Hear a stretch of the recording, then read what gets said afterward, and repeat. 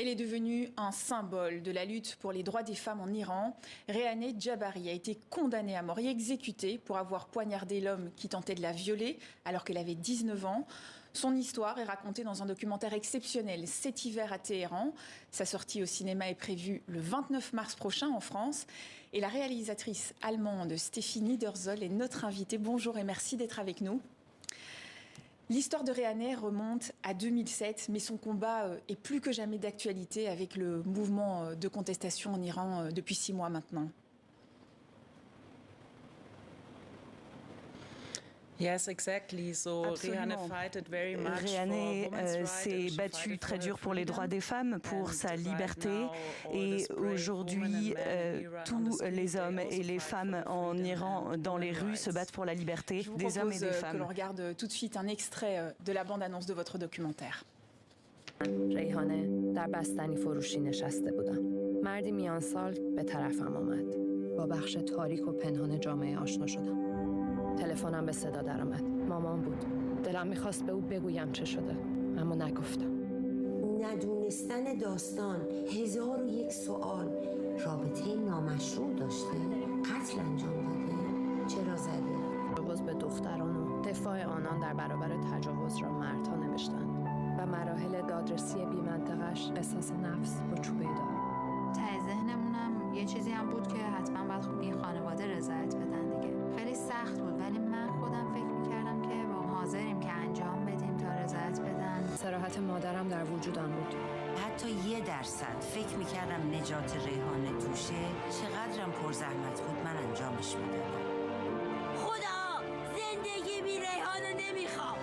مهربان مادرم، من یاد گرفتم که گاهی باید جنگید.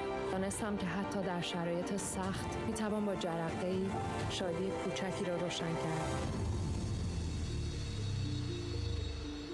Qu'est-ce qui vous a poussé à faire ce documentaire? Yeah, actually, I think the movie speaks about, lorsque l'on voit ce film, il s'agit des femmes de viol, de violences sexuelles, et il s'agit d'un problème qui concerne le monde entier et non pas l'Iran seulement. Mais j'ai rencontré un des membres de la famille de Rehaneh. Ils m'ont demandé si je souhaitais réaliser un film avec des extraits qui ont été filmés en secret.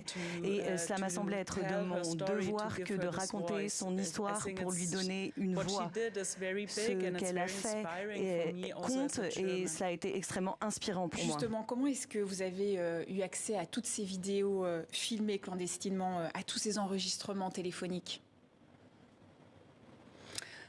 Je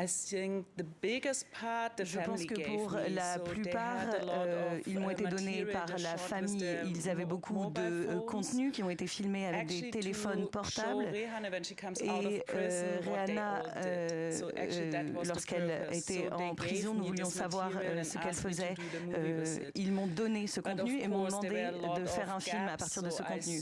Mais il manquait des informations, donc j'ai beaucoup cherché, j'ai demandé à beaucoup de personnes et à des réalisateurs iraniens très courageux de se rendre à la prison d'Evin et de risques justement pour vous permettre d'avoir accès à tous ces documents, parce qu'il faut savoir qu'en Iran, rien que filmer un bâtiment public, on risque 5 ans de prison. Absolument. Je pense qu'ils l'ont fait parce que c'était une position militante de leur part. Ils ont pris ce risque parce qu'ils voulaient que l'histoire soit racontée et ils ne peuvent pas le faire de l'intérieur de l'Iran. C'est pour ça qu'ils m'ont apporté leur soutien, parce qu'ils voulaient que cette histoire de Rehaneh soit racontée. Qu'est-ce qui vous a le plus marqué, qu'est-ce qui vous a le plus touché dans ce combat de Rehaneh?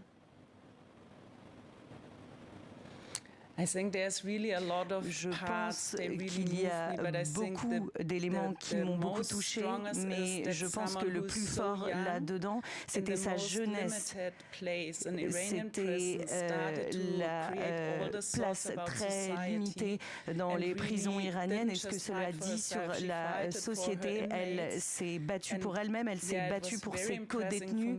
C'était très impressionnant pour moi de voir la façon dont elle a réussi à rassembler la force de faire ça. C'était très impressionnant.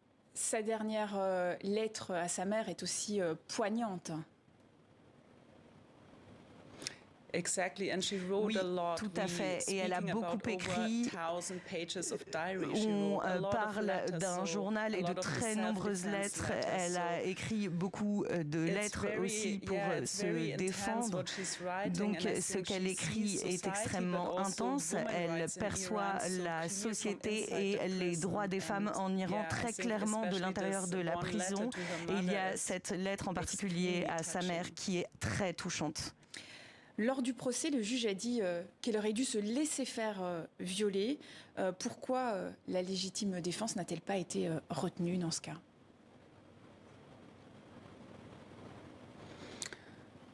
Bien sûr qu'elle a dit que c'était de la légitime défense, elle l'a dit depuis le début, mais lors du procès, ils ont changé les accusations. Ils sont d'abord passés d'accusations générales et d'accusations du gouvernement. Et l'homme qui a été poignardé par Rehaney était proche du gouvernement. Donc il était impossible pour le gouvernement de reconnaître qu'un homme proche du régime reconnaisse qu'il s'est rendu coupable de crimes sexuels. Donc elle n'avait aucune chance. Pourquoi avoir choisi l'actrice Zaramir Ebrahimi pour interpréter justement la voix de Rehaney ?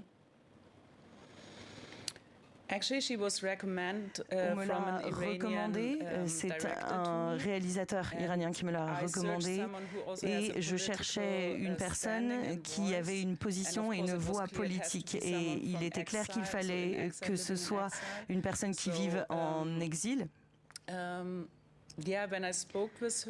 Lorsque j'ai échangé avec elle, j'ai eu l'impression qu'elle était le meilleur choix parce qu'elle a fait l'expérience de ce système patriarcal elle-même et je pense qu'elle pouvait avoir une connexion avec Rehaney et je pense que lorsqu'elle a lu ces lettres, je ressentais sa propre douleur dans le texte. Donc je pense que c'était un choix formidable. Son combat, c'est un message d'espoir pour vous, selon vous, pour les femmes, ou ça laisse plutôt penser qu'il faut parfois mieux se résigner ?